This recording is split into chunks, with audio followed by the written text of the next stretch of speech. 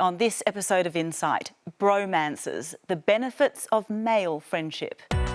The reason that men live longer is because they have a male friend in their life who they can talk to. I grew up in a testosterone factory. Playing football, everybody was trying to outdo each other. There's that rule, you don't dog your mate, and he did the opposite. He pulled me up and saved my life. I was watching my life from the outside and I couldn't believe that I was letting it slip so far. It's pretty hard to listen to.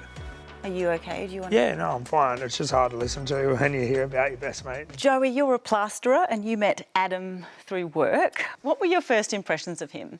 So first day I got on site, I heard him before I saw him, and he was kind of this loud, obnoxious, rude bloke, and honestly I thought he was a bit of a clown at the time. I now know that that's just who he is, so if I say to anyone, I try and describe Adam, right, I say he's unapologetically himself, and that's exactly who he is. How did things progress from thinking this bloke was a loud clown to hanging out more? So we were spending a little bit of time on site and I kind of got to know him a little bit better. So we started going for beers here and there, and you know, the friendship really blossomed outside of work too. So what did you do outside of work? Mostly beers, honestly. Adam, what did you think of Joey when you first met? So he started with a friend of mine. I heard about this young little upstart and I just come to site one day, and as he said, he heard me and popped his head out around the corner and ran straight up and introduced himself. And I was like, oh, he's a bright, bubbly young fellow. A couple of months after that, we ran into each other at the pub and just sort of a snowball effect from there. A couple of beers here and there, and yeah, got a little bit out of hand sometimes. More than a couple, yeah. Yeah. Life wasn't super easy for you at that time. No, well, I think it was probably about 12 months after Joey and I met. I started going through some pretty big troubles with my wife, and that's when I started opening up to Joey. And he was just a great listener, a great bloke to talk to, and for a young fella, I've never met anyone that could give such good advice and just be such a solid friend. Julie, you're here with your partner Gary and your ex-partner Adam. They're great friends. How did that happen? When Adam and I separated, I was very vulnerable and got, suckered into a relationship with someone who was very abusive.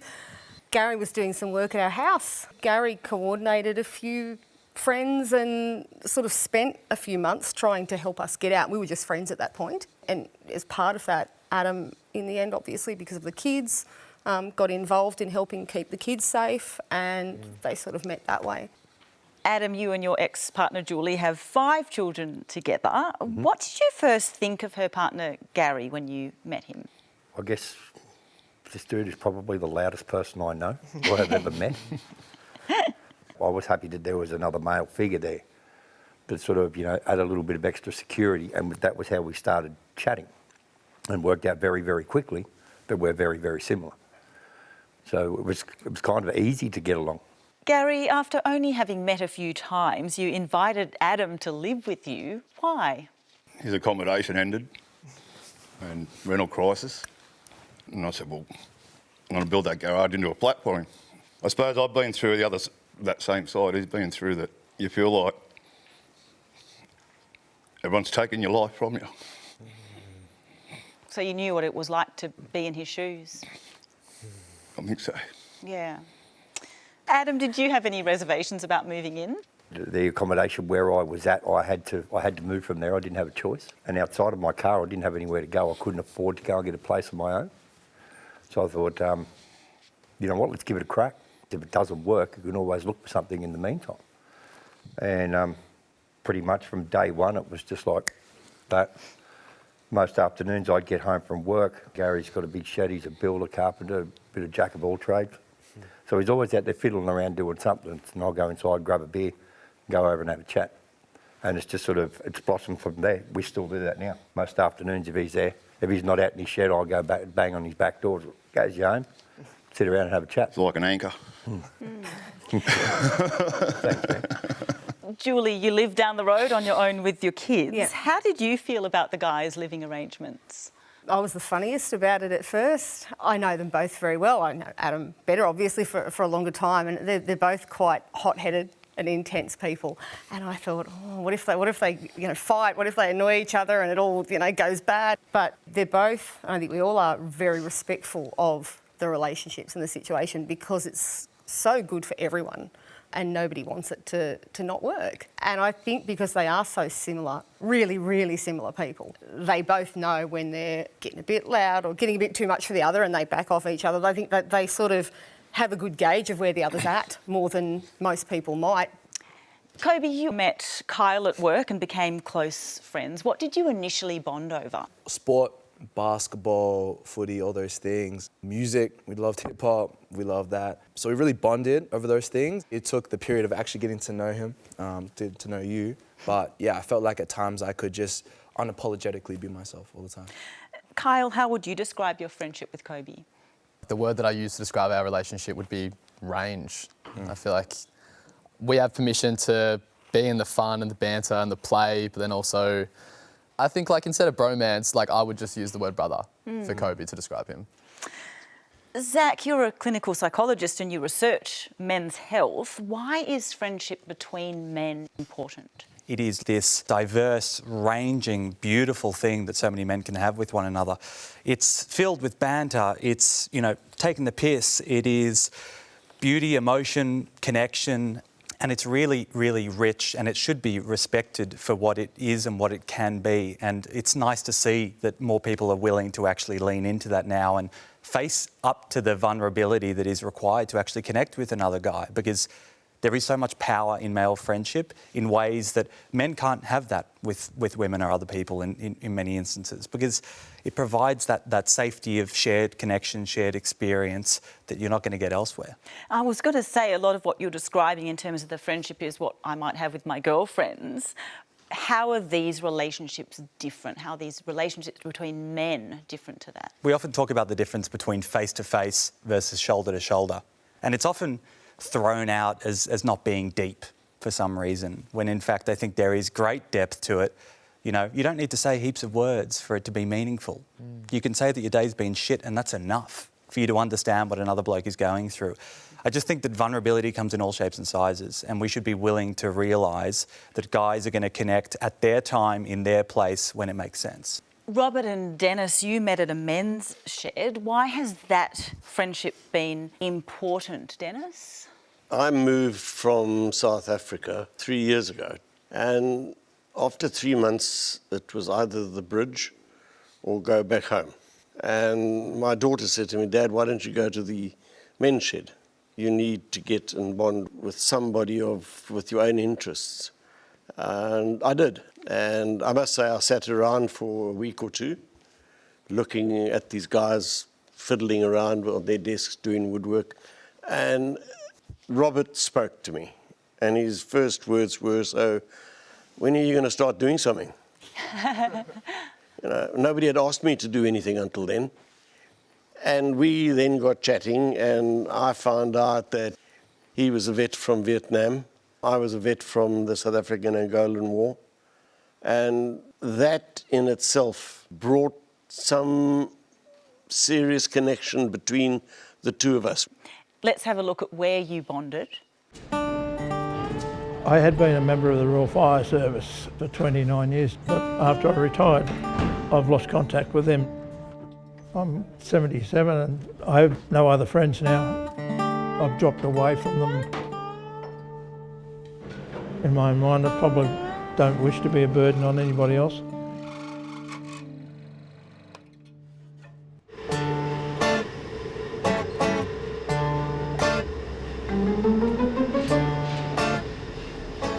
Morning, guys. Sorry, Hi there, mate. Robert. How you going, boy? Oh, surviving. Surviving? My wife told me to find something to do, and she didn't want me sitting around the house becoming a couch potato. It is great to come into the shed and be able to laugh. It is a good way of finding new friends. When I first came out from South Africa, it's a whole new life. I left all my friends behind, and I think I became depressed and came in here and found a fellow vet. He went to Vietnam, I was in the South African Bush War. And there's just so much in common that men have without even knowing one another. to just watch your hands when you go through it. Men like Rob and myself never really get over what some of the experiences you have. But I think it's important that we can sit and communicate with one another, man to man. Well, I think it's given me a purpose. It's sort of a bonding between men, and it's a friendship that you cherish. Robert, how has the men's shed helped you? I've gained more new friends, and the camaraderie between the guys there and the friendship where we joke at each other. Dennis and I sling off at each other at different times, and the mateship's grown a lot closer. We're like brothers. Without that, do you think there could potentially be a sense of loneliness in your life? Loneliness without a male friend, yes. Zach, we often hear about this loneliness epidemic, particularly when it does come to men. Should we be concerned? I think that there's a real reason to be concerned, but I also think that this alarmist language of an epidemic, of a crisis, of an emergency actually takes us away from those grassroots solutions about what we're actually going to do in community to bring men together. We don't need this thing up in the ether that's impossible to see or touch. We need to understand how to connect guys with themselves and with one another. So you look at any longitudinal survey and you see it's not about whether you smoked or you drunk or you did exercise. The reason that men live longer is because they have a male friend in their life who they can talk to. Silence is deadly in many ways, and sitting on your own and dealing with your own issues in silence is just not going to get any of them solved. Joey, you went through a breakup in 2019. How did that affect you? Massively. So when I did split with my partner in 2019, I slipped away from who I was. I started looking to ways to retract from the day. I stopped hanging out with my friends and having those close personal connections. And I just really looked for any exit I could through the day. And over the 6 months, that bred so much loneliness and almost grief of the person that I used to be. I was like I was a shadow of the person that I was. I was like I was watching my life from the outside, and I couldn't believe that I was letting it slip so far. Where did that leave you? I did end up trying to take my life. And what had happened, the unfortunate way that I passed out, left my left leg on top of the right leg, and it cut off all the circulation. So another mate of mine, Abe, he found me, I think it was the next day, about 12 hours later, and all the toxic blood from my muscle in the leg that was now dead went to my heart and kept shutting my heart down. Had to be put into an induced coma, and then woke 6 days later to my mum, of all, standing over the top of me and just in tears saying, "Sweetheart, there's been an accident and you've lost your leg." Wow. To hear that from the person that you love most in the world, it was truly heartbreaking. Adam, when you heard that news, how did you feel? Yeah, it was pretty bad. Just hearing it again now just sort of brings it all back, and it's pretty hard to listen to. Are you okay? Do you want? Yeah, no, I'm fine. It's just hard to listen to when you hear about your best mate. Yeah. Yeah, I can just, when it happened, I was supposed to be with him that night. I don't blame myself, but I feel like if I was there, something different might have happened. Yeah, it just was probably one of the most horrible days of my life, to be honest with you. Wow. Given that you two shared quite a lot together, Adam, were you surprised to hear how far Joey had slipped away? Yeah, I was very, very surprised. Like, I knew he was going through a tough time and I was doing my best to try and drag him out of it, but he's a very stubborn person at the best of times. So I had to go over to his house every day, banging on he wouldn't even come out of his bedroom. You just couldn't get, like, I wouldn't even see him. He'd just pretty much tell me to f*** off, and that was all I'd hear from him, and I'd be there every day. Some days he'd come out and it'd just be like nothing had ever happened. Yep. It's a blessing in disguise in one way, because we have gotten so much closer since that accident, and he has opened up a lot more, and it's taught me a lot more and how to be a friend and what we need from a friend. I think me just hearing that now is the hardest thing for me to hear as well, because I did let so many people down. It's quite an embarrassing feeling. Everything I'm trying to do now post a suicide attempt is to be better of the version that I was that night. And that's why, that's why I'm here. Thank you for being here. I'm glad you're here. Zach, 3 out of 4 suicides in Australia are by men. What impact can loneliness have on a man's mental health?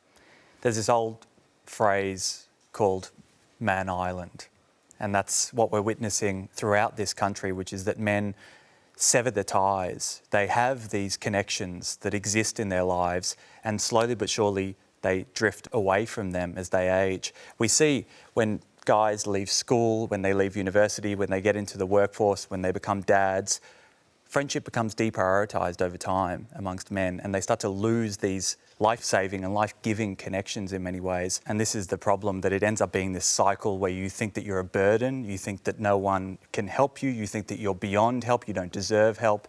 And so you witness so many men just pulling further and further away and telling their friends to off when they show up at the door. But we need mates to be relentless. We need them to ask what's going on, to ask that extra question of, you know, are you thinking of hurting yourself? Are you feeling depressed today? What can I do for you? Because if we just go on with the banter and the beers, we're not going to get to the problem. Tommy, you present workshops to young men on mental health. Why did you start those workshops? I mean, I come from an issue that a lot of young people grow up with, broken home, that sort of thing, and for so long I just didn't process any of my emotions in a healthy way. And I probably didn't have people around me that maybe allowed me to do that, if that's it. I had a lot of mates that enabled me to do all the silly things and be the life of the party, and hanging around with that sort of crowd and really enjoying that, because none of the boys really that I was with would really challenge me. So from the outside, I was just that bloke that was, you'd probably say, a bit rude, cheeky, smart ass, always over the top, probably telling stories that weren't always too true, seeking attention, because I was so bloody insecure. How was that, Tommy, in terms of relationships? Oh, it was awful. I think my wife, my marriage and my wife and my kids are everything to me, and I didn't prioritise them the way that I should have as a father, and I never jumped any fences or did anything like that. But Bing would always just say things to me like, "Priorities, mate. Are you doing the right thing? Like, what are you up to? And are you thinking about this and that?" And would just challenge me and make me think about those. And there was a time when you called Neil at 2 a.m. Talk us through that phone call. Yeah, well, I used to call him every night almost at 2 a.m. And it got to one night where, I completely sort of lost the plot, and I had a couple of fellas who were, I'm from Churgan up in Queensland. We're a pretty simple mob up there, and a couple of blokes are telling me I need to see a kinesiologist, and I said, "Mate, I don't even know what that is." Like, buddy, the closest thing that is for me is the creepy old bloke who volunteers down the footy club on a Sunday, and I had a lot of anger built up over the years, and it was like all my stuff had piled up, and when they said that, I guess I just clicked, and I had a bottle of red wine in front of me. I picked it up, top to bottom, and drank that, and then for the next few hours sort of smashed around the house and caused a lot of chaos, and my wife did what she always did, which was call Bing for, "Can you talk to him? Can you..." And I remember I rang him, and the best thing that he ever did and the mate ever did was he said, "Mate, f*** off. Just don't ring me like this anymore. I'm done with it." He was in his own hell at the time, and I was so selfish and such a victim that I just didn't even think of him. And he said, "Mate, I love you so much, and that's why I'm telling you. But I want you to ring me tomorrow when you're sober." And he said, "You're better than this." He said, "I'm better than this." He said, "Your wife deserves better than this." He said, "But most importantly, mate, you deserve better than this. So ring me tomorrow, mate. I bloody love you, but I'll talk to you then." And hung up. And I remember walking down the street, and I sobered up straight away, and I thought, wow, that's my first mate that hasn't dogged me. He's actually pulled me up on my shit. There's that rule, you don't dog your mates, you leave them alone if they got shit, you don't snitch on them. And he did the opposite. He pulled me up and saved my life and saved my family. Neil, you're Tommy's best mate. How did you two become friends? Well, I've just about known Tommy all his life. I was great mates with his stepfather and still am. And I could see a lot of me in Tommy. I used to run 100 miles an hour and do 10 things at once and party all day and party all night. I was a professional sportsman, in the limelight a lot, but I realised it took my first wife to pack her bags up with my 3 children and move from the Gold Coast back to Sydney. and my world came tumbling down around me, and I could see Tommy going that same direction, and I couldn't stand by and watch that happen. So I called him out and I said, mate, you've got to start facing reality and standing up on 2 feet and getting the job done. You're going to waste a hell of a life. You're going to end up with the arse out of your pants like I am, nearly. It's time for you to face reality and stand up and be counted. Tommy, where would you be if Neil hadn't called you out on the phone that night? Oh, well, I mean, I either wouldn't be here altogether. I certainly wouldn't be married. I'd be kicking stones still, like I was. Good morning.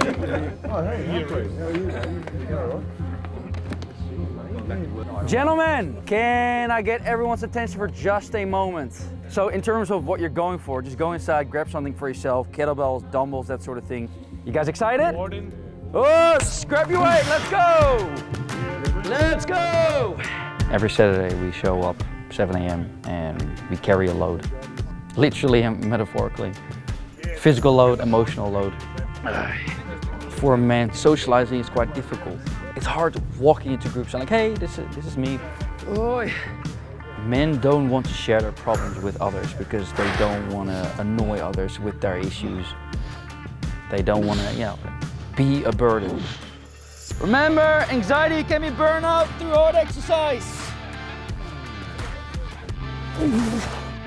But I think male friendship is important because it allows you to share. To me, it's a safe place.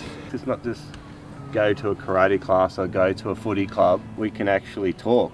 There's always that thing in your back of mind that, can I be vulnerable with this person? Whereas in a group we have been vulnerable with each other.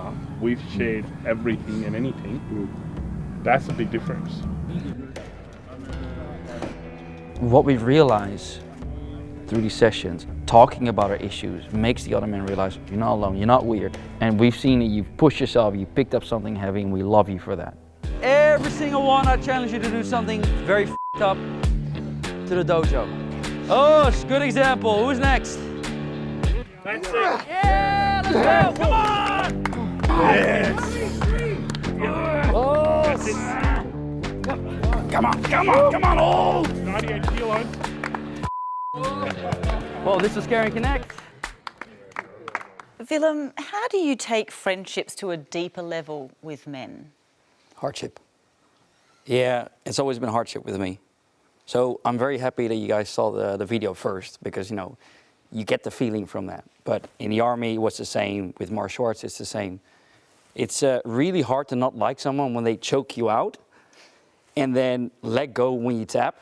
Like, I'd be walking next to a guy and I can see he's struggling, not just with the weight. I mean, yeah, they're struggling with the weight, sure, but something is happening. And I just stand by him. Instead of having him be in the back on his own, struggling, which is what they often come for. No, I walk by them. And I'm a bit of a talker myself, but I've also learned to just shut up and let the guys that often don't speak. How do you think male-only spaces are sometimes perceived? Yeah, white supremacy, masculine toxicity is often what's being heard. And I've often heard like, oh, why don't you invite women over? And we've done that, but it changes the dynamic. Because, when a woman is around, we don't make those dick jokes. We don't talk about our wives the same way we normally do. And it's great, when there's a woman around, we tend to train a little bit harder because, we want to show off. But it does really change the dynamic. Zach, we saw those men opening up in a physically intense environment. Are there benefits to that approach? We're witnessing this across the globe. It's ice baths, it's all meat diets, it's just pain and suffering. That's what male wellness looks like at the moment. But I really think that what's so important is the fact that it's getting guys there and it's getting that dam of emotionality to just overflow. And we've seen it here tonight. Do we see some of those male-only spaces sort of demonised at times? there's a real history of weaponisation of male-only spaces, whether we talk about male supremacy or there's pedophilia in Boy Scouts or there's really problematic things that have happened. I like to think that there is a revolution happening now where you're witnessing what male connection can do, and the women and girls in men's lives can also see that these can be really healthy, helpful spaces for the guys to actually connect with one another. We have a lot to do to rewrite history, I think, in some ways there. Therapy often goes quite deep. Would you say those sort of activities, shared activities, go deep enough? I think it totally depends on the man and what's happening in his life. But there is something to be said for the power of therapy and having someone who's trained to be able to have those conversations. But what we know about therapy is that so many guys come in and they drop out. They just go, no, I'm not having a bar of this. We did some research, 45% of guys dropped out prematurely. If we're pushing all of these men into a system and it's not catering to their needs, it's a serious waste of effort, time, money. Instead, what we should be doing is going, what do you want? What do you need? What works for you? And if you want to lift a 50 kilogram sandbag, go for it. Fabrizio, you've lived in Australia for almost 15 years. What are you like as a friend? I guess by a combination of background and personality, emotionally expressive, affectionate. I'm your typical kind of guy that would hug and kiss all the people in my life that I care about. That's my way, I guess, to show that I'm there for them. How do men respond to that here? I need to rein myself in and just gauge what level of comfort the other person has, the other man has. What do people say when they see you hugging and kissing your mates? It goes like, well, there goes the Italian doing his thing. But it would also be like, I think if they're open-minded enough, they understand that's just my way of expressing the support and the friendship and the camaraderie with other men. So is it fair to say Italians are really comfortable sort of with that physical affection? I am. I'm aware that not all men are. And you go from the awkward side hug, they're like shoulder to shoulder, pat on the back, all right, that's enough, to actually other men owning that moment of just physically connecting. It's a range, again. Have you noticed any other cultural differences about male friendships in Australia? In my mind, I've always pictured it compared to Italy here. Sometimes it's very easy to get here. So you get the full interview, like, oh, you're from Italy, amazing, I've been there, I love the food, I love this and that. So you get the impression that the person is quite invested in getting to know you, but then to get from here to here takes a lot longer. It's just that investment sort of fades out a bit. Whereas if I compare to how I grew up, I guess, so my experience in Italy, it takes a longer time to get here. It's like one conversation at a time, one step at a time, one moment of connection. But then when you make it here, I've known you enough that now I'm comfortable going from here to here. That's how I explain it in my head. Have you ever felt judged for having close male friends? Not so much judged as maybe made fun of, in a way. So there's a little bit of that. Kobe, do you think there can be judgment around male friendships? I think for sure. The whole concept of bromance and the way that I've been raised, I feel like the negative connotations with bromance is that there can be some, like, for me, increments of homophobia in that. And that, like, we use this word bromance to not feel gay or to, like, be like, nah, that's not me in ways. And so I find that because being lovey or, showing love from male to male isn't actually a common thing between men, we call it bromance to not feel all the things that are attached to that. Adam, you're best mates with your ex Julie's partner. How have others reacted to your friendship with Gary? It's almost like a foreign concept to some people. Some people are just like, well, whatever works. Mostly like in the industry that I work in, earth moving and all that sort of stuff. It's like, that, I'm going to hang out with my ex's new boyfriend. What are you doing, man? What do you say to that? I don't really say anything. I don't know how to reply to it. After hearing the stories in this room tonight, one thing that sort of has always been important for me is the importance of being able to speak to somebody. Sometimes the best thing you can do for a friend in a time of trouble is just shut the f*** up and listen. Carl, you have a pretty deep friendship with Kobe. Have you always had close male friends? Definitely not. As a teenager, I really struggled to connect with my mates and, like other boys, other men to the level that I feel like I wanted to. And I feel like I really found it a lot easier to talk to the women and the girls in my life growing up. Why do you think it was a struggle to form those deeper connections then? Growing up for me, it felt like there was this barrier. And it felt like a lot of my friendships would skim along the surface a little bit, and then there was this barrier to diving down and having conversations about what was actually going on in our lives, how we were actually feeling. Was there ever a fear of sort of being seen as weak? Yeah, definitely that. I think for me, growing up, the thing that I saw the most was actually the fear of not belonging. And there was also this other aspect of like, I was never really taught how to have those sorts of conversations. I feel like I didn't have people in my life, if from my lived experience, like older people in my life that would role model that to me. And so I feel like it's only now in my early 20s where I'm kind of learning how to actually be vulnerable, learning how to have those sorts of conversations and yeah, have people around me that are role models that are kind of giving me a blueprint on how to do that. Zach, can it be difficult for men to be vulnerable with each other? Definitely. I think we've heard it all over the shop. It's this fear that you're going to be ostracised, but everyone tonight is explaining how once you do that, that feeling of freedom is just so unburdening. The reason that there is just so much fear around it is that we're not practiced, is that we're not told that it's actually a part of masculinity. It's fundamental, and vulnerability comes in all shapes and sizes. We don't need to be sitting and weeping on the couch. You can be talking about something in whatever macho way you want that is strong, healthy masculinity. So would it be fair to say that men actually want a vulnerable connection with each other but don't necessarily have the tools to do so? Definitely. I think that if we can practice this, if we can allow it to happen in our everyday circumstances, you're witnessing it now on building sites, you're seeing it in the workplace, you're seeing it at schools. It's people coming in and going, hey man, do you want to do this? You want to have this discussion? I'm going to open the door for you. Will you walk through with me? Someone just needs to be that person to offer it. And I think that once you get past that fear and you see that the person who you look up to is willing to do it, you go, actually, that idea that I'm going to be cast out was never true in the first place. Joey, in 2019, your leg was amputated following that suicide attempt. Yes. How did your friends respond? It was a massive response really quickly, very supportive throughout all my stuff in hospital, and then even the life after it. So I'm trying to figure out my identity. Who am I going to be as a young man in this world? My friends were a big help shaping me into the person I am today.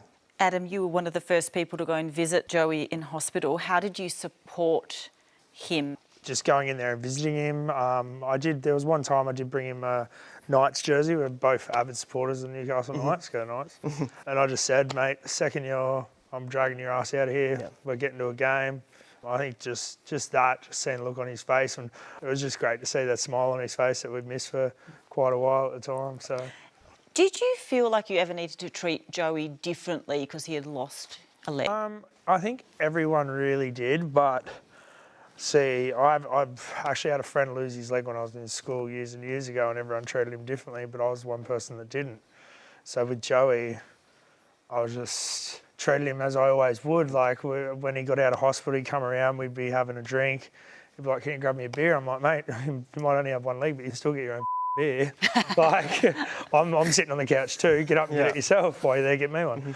Like, he's not the most useless person in the world, you know what I mean? And I think pushing him has kind of made him like get out there more. Absolutely. Adam was the one that made me see that there is life after amputation. It's like, when we get out of this bed, mate, we're going to go live and we're going to do it properly. And I think that was the spark I needed in my healing journey. Joey, shortly after you got out of hospital, Adam called you out for something. What happened? Yeah, so it was a little bit of a self-sabotage night for me. I don't know why I was in this mood, but I was being a right prick. And he called me out at the pub. He said, mate, your behaviour's it's awful right now. What are you doing? Why are you doing this to me? Anyway, he's dropped me home. He's had enough for me for the night. And I'm still badgering him. You tell me why I was badgering him. And he goes, keep going, mate, and I'll let you know about it. And I kept going, and he has Mike Tyson'd me with one of the best left hands you've ever seen. And I dropped like last night's baked dinner. He absolutely got me. And I've got claret coming out the eyes. He's got his arm around me. He's burst in tears, and we've like got big smiles on our faces. So you had a big fight, Adam. Do you remember that? Do you remember it escalating? I remember it. Yeah, I was driving him home, and he was slapped me in the face, and I said, mate, I want an apology before we get home, or I'm going to get out of this car and I'm going to punch you in the face. He goes, yeah, whatever, you're not going to do it, right you are. Kept going home, I just didn't talk to him. dropped him off and I said, "You got anything to say?" He goes, "No." I'm like, "Right, get out of the car. I'm going to flog you." And he goes, "Righto, let's go." Sorry. He goes, "Righto, let's go." Jumped and walked around the back of the car. He took a swing. I stepped back and I just hit him.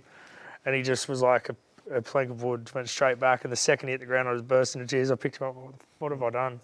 Did that punch cross a line in your friendship? I think a lot of people think it would have, but no. Going through that in our friendship, it made us stronger. And I think I was the one that had to step up and make him realise he was stepping out of line. Absolutely. So not condoning violence or anything, but for you it was sort of a sense of, this is how I can deal with it. I didn't want to do it, and I don't, in one sense, I regret doing it. Joey, how did you feel about it?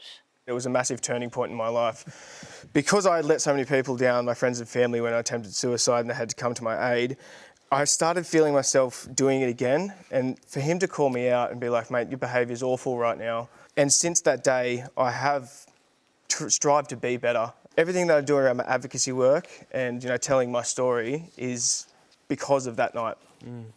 Tommy, a few years ago, your best friend Neil called you out on your drinking. What happened after that? Well, yeah, the next day I walked into a place in Sydney and I put my hand up and I was done. Like, all the pain was there, and a lady said, "I'm so sorry, we don't take walk-ins." And I said, "Well, I'm not going anywhere." So this was like a rehab for you? Yeah, it was like a rehab sort of place, and then a lady just ran out of nowhere. She put her arms out and I fell into her arms and I fell on the floor and I cried with her for about 20 minutes. And all around me I could hear drug addicts, sex addicts, food addicts, love addicts, all the addicts talking, and they were just talking so freely. There was no mask. They weren't pretending to be anyone else. And I remember laying there going, "This is what I need to do. Like, I just need to be my own person." And sent me to my counsellor, Elizabeth, who's an amazing woman, and one of the first things I said to her was, why was I crying out for my mum? I'm 35 years of age, and why did I say that? And she said, "Darling, it's easy. For your whole life, you've acted like the wounded boy that you were. When your parents split up, you've never learnt how to be a functioning adult." And she said, "That's my job." And when she said that, I just got excited. I had a goal, but she also taught me that I'm allowed to go back to the wounded boy, but when I get there, I got to talk to him kindly and in the right way, the ways that I hadn't been. And I guess that's what I had with Bing. Like, he was just always there, that guiding light that would pull me up and set me back on track. How did you feel about Neil's honesty to you?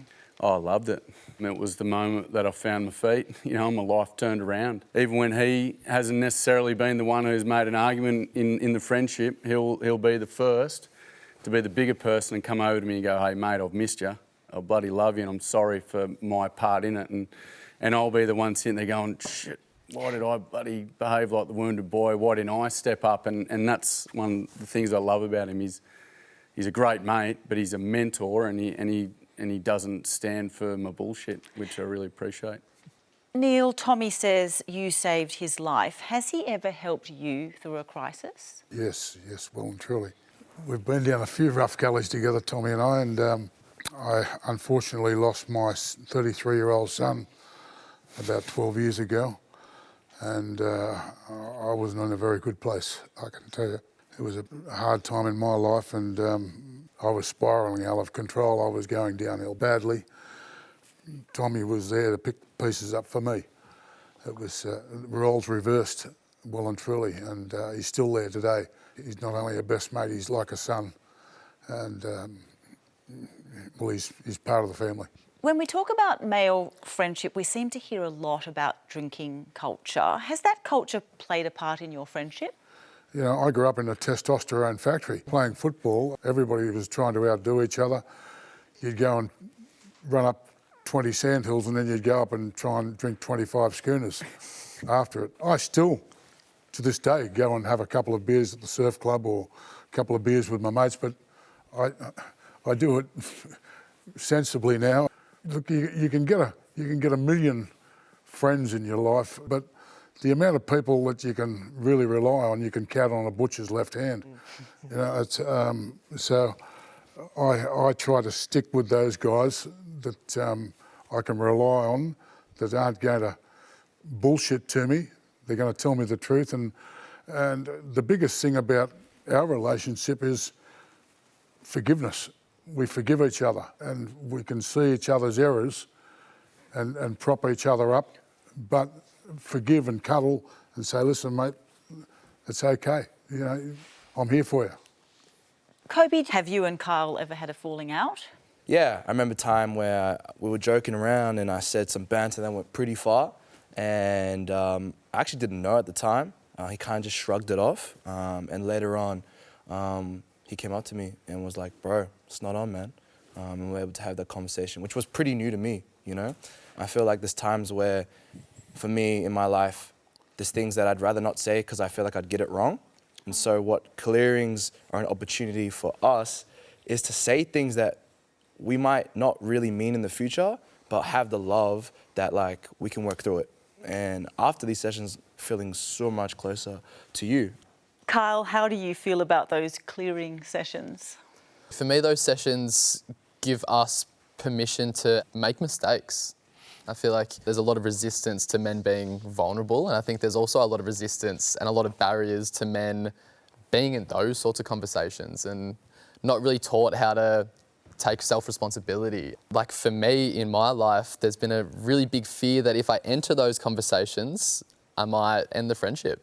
I might not belong. Like those sorts of fears come up in the past. And I think given the nature of our relationship, there's this level of trust and safety there now that I know that if I have to clear something with Kobe, I know I'm going to be met with curiosity and compassion and empathy. And those foundations allow us to be in the mess and get it wrong. Adam, you live with your best mate, Gary. How do you resolve differences? Tackle it head on. Get straight to the point, then it's out of the way. Julie, what impact has their friendship had on you? So much. It's the reason I've gotten through the last couple of years. They have my back, both of them, and have each other's back. I don't have to go home and worry about Gary because I know Adam's got him. I don't have to go home and worry about Adam because I know Gary's got him. Or I can call and say, oh, the kids, they're doing this or that, and they'll both go, well, we're going to come around. It's been amazing, especially from a co-parenting perspective. When the kids are at their dad's, I'm right there. And for the kids to get to know Gary as a person and as someone who's not in competition with their father. So they'll go to the Father's Day breakfast together, or it's been amazing. I can't imagine life any other way anymore. Tim, you were a mountain biker for 16 years. How involved in the sport were you? Started out as just a hobby, and then it became a job, then it became my sports, and then it became all my friends. I lived and breathed it. In 2016, you stopped doing what you loved. Why? I was currently racing at the time, and my daughter was 9 months old, and my wife didn't usually come to the races, but this was quite a big event, and I had a big crash and I almost broke my back and my neck, and I just had this big realization that I couldn't keep going on like that. Like in those years of mountain biking, like I'd broken 20-something bones, and just, you know, chasing the glory, chasing the fun of it, chasing the fame of it all. But I knew that I had to stop for my daughter because I didn't want to be a dad that couldn't be a dad. Did you hold on to friends from that community? I kind of thought that with being so heavily entrenched within that scene for a long time, I thought that there would have been more people who would have been there for me. But I left the industry and the industry just carried on. And I couldn't really expect those people to come chase me. But I kind of thought that through the connections that I had made with people, there would have been a little bit more support. What did that feel like for you? What was that like to lose those people? I was heavily depressed at the time. I was track building at the time as well. So I was building mountain bike tracks, but I couldn't even ride them. And so that was really hard. And yeah, it was just this really big culmination of events that were sort of unfolding with all of that. And yeah, it was really hard. I was really depressed for a long time. I didn't know what to do with myself. How long did that period last for you? About two and a half years. You got into kayaking at one point. What was that like for you? I really needed connection with people. And so I joined the local club. I became part of a new community of people, and it was great. How long did the kayaking last? About 4 years. I consequently had to give it up because of injuries from my mountain biking, but we also were planning our shift from New Zealand to Australia, so there was no real option for me to kayak where we moved to. So it was a little bit of a bittersweet moment, but it served its purpose, and the people within that served its purpose for me, and I served the purpose for them. So. Fabrizio, do you relate to Tim's experience? Yes, very much. I have at least 3 examples of that happening. So whether it was nothing as athletic as he did, but it could be a game of trivia at the pub with a group of friends, or a game of golf, or finding someone who wants to get fit and kind of spend a lot of time with, or regularly. The moment the activity sort of loses its initial maybe appeal or excitement, and the activity goes, kind of the group goes. In my experience, it's been, looking back, growing up with a group that didn't have money when we were younger, didn't have devices to entertain ourselves. We literally spent time doing nothing, just talking to each other. And that's probably without activities where we had a chance of building those deeper relationships. Zach, is what Tim and Fabrizio described a common experience? Open and closing of doors. That's just how male friendship tends to work. It's so nice to hear some examples of like long-term, decades-long relationships, because I think those are the really life-giving relationships where they've known you as a boy and they've seen that core of your essence, I think. But we all have to come to terms with the fact that over time, men lose friends, they drop out. We don't put the energy, the time into it, when actually we should be doing the inverse and putting all of our energy into those connections, because they mean the world to us, and we just don't say it or show it as much as we should. Tim, after you left mountain biking and kayaking, did you find another community? Yeah, when we moved here from New Zealand, I took a year off to be a stay-at-home dad, to hang out with my daughter for her last year before she went to school.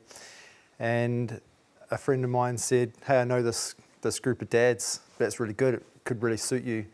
And so I joined this group of dads, and it's been really good, like just connecting with dads. Like we all have the common interest of being a dad, but it's so much broader than that. Was it different making friends through a dad's group rather than sports groups? Totally. It's not just locked on about one thing. Like there's not just this singular common interest. Like we all come from really different walks of life. We've all got different stories, different backgrounds. All of that sort of comes together as this really beautiful thing. We all can offer advice in different ways. We can all help each other in different ways. There's no judgment from what you have been or where you have been to where you are now. You know, surrounding yourself with people who want to be better and do better is a really motivating thing, you know. Do those friendships extend outside the group, the dad's group? Now we have kids that share friendships as well, so that's also connecting the family units together also.